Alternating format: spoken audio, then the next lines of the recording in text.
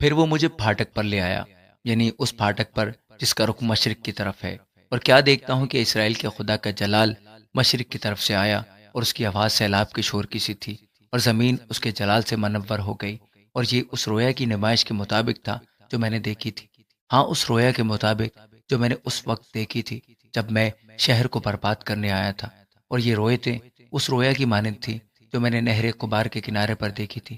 تب میں منہ کے بل گرا، اور خداوند کا جلال اس پھاٹک کی راہ سے جس کا رخ مشرق کی طرف ہے ہیکل میں داخل ہوا، اور روح نے مجھے اٹھا کر اندرونی صحن میں پہنچا دیا۔ اور کیا دیکھتا ہوں کہ ہیکل خداوند کے جلال سے معمور ہے، اور میں نے کسی کی آواز سنی جو ہیکل میں سے میرے ساتھ باتیں کرتا تھا، اور ایک شخص میرے پاس کھڑا تھا، اور اس نے مجھے فرمایا، اے آدم زاد، یہ میرے تخت گاہ اور میرے پاؤں کی کرسی ہے، جہاں میں بنی اسرائیل کے درمیان ابد تک رہوں گا، اور بنی اسرائیل اور ان کے بادشاہ پھر کبھی میرے مقدس نام کو اپنی بدکاری اور اپنے بادشاہوں کی لاشوں سے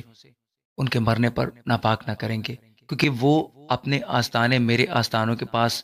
اور اپنی چوکھٹیں میری چوکھٹوں کے پاس لگاتے تھے، اور میرے اور ان کے درمیان صرف ایک دیوار تھی۔ انہوں نے اپنے ان گھنونے کاموں سے جو انہوں نے کیے میرے مقدس نام کو ناپاک کیا، اس لیے میں نے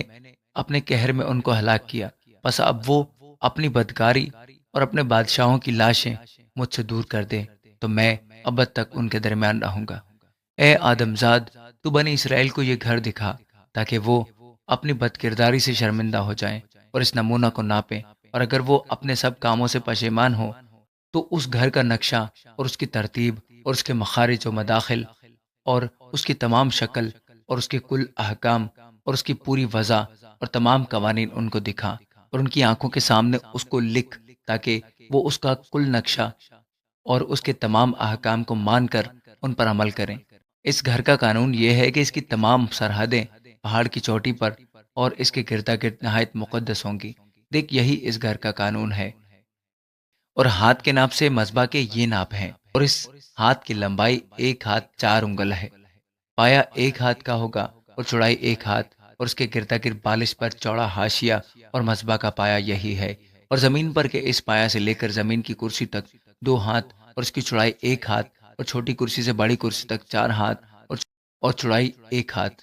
اور اوپر کا مذبح 4 ہاتھ کا ہوگا، اور مذبح کے اوپر 4 سینگ ہوں گے، اور مذبح 12 ہاتھ لمبا ہوگا اور 12 ہاتھ چوڑا مربع، اور کرسی 14 ہاتھ لمبی اور 14 ہاتھ چوڑی مربع، اور گردا گرد اس کا کنارہ ½ ہاتھ، اور اس کا پایا گردا گرد 1 ہاتھ، اس کا زینہ مشرق رو ہوگا۔ اور اس نے مجھ سے کہا، اے آدم زاد،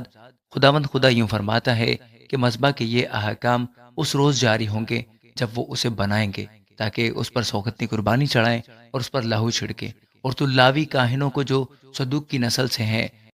جو میری خدمت کے لیے میرے حضور آتے ہیں، خطا کی قربانی کے لیے بچڑا دینا، خداوند خدا فرماتا ہے، اور تو اس کے خون میں سے لینا، اور مذبح کے چاروں سینگوں پر، اس کی کرسی کے چاروں کونوں پر اور اس کے چوگرد کے حاشیہ پر لگانا، اسی طرح کفارہ دے کر اسے پاک و صاف کرنا۔ اور خطا کی قربانی کے لیے بچڑا لینا، اور وہ گھر کی مقررہ جگہ میں مقدس کے باہر جلایا جائے گا۔ اور تو دوسرے دن ایک بے عیب بکرا خطا کی قربانی کے لیے چڑھانا،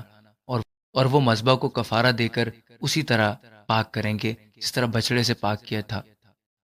اور جب تو اسے پاک کر چکے تو ایک بے عیب بچڑا اور گلہ کا ایک بے عیب مینڈا چڑھانا، اور تو ان کو خداوند کے حضور لانا، اور کاہن ان پر نمک چھڑکیں اور ان کو سوگندی قربانی کے لیے خداوند کے حضور چڑھائیں۔ اور تو 7 دن تک ہر روز ایک بکرا خطا کی قربانی کے لیے تیار کر رکھنا، وہ ایک بچڑا اور گلہ کا ایک مینڈا بھی جو بے عیب ہوں تیار کر رکھیں۔ 7 دن تک وہ مذبح کو کفارہ دے کر پاک و صاف کریں گے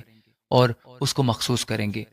اور جب یہ دن پورے ہوں گے تو یوں ہوگا کہ 8ویں دن اور آئندہ کاہن تمہاری سوگندی قربانیوں کو اور تمہاری سلامتی کی قربانیوں کو مذبح پر گزرانیں گے، اور میں تم کو قبول کروں گا، خداوند خدا فرماتا ہے۔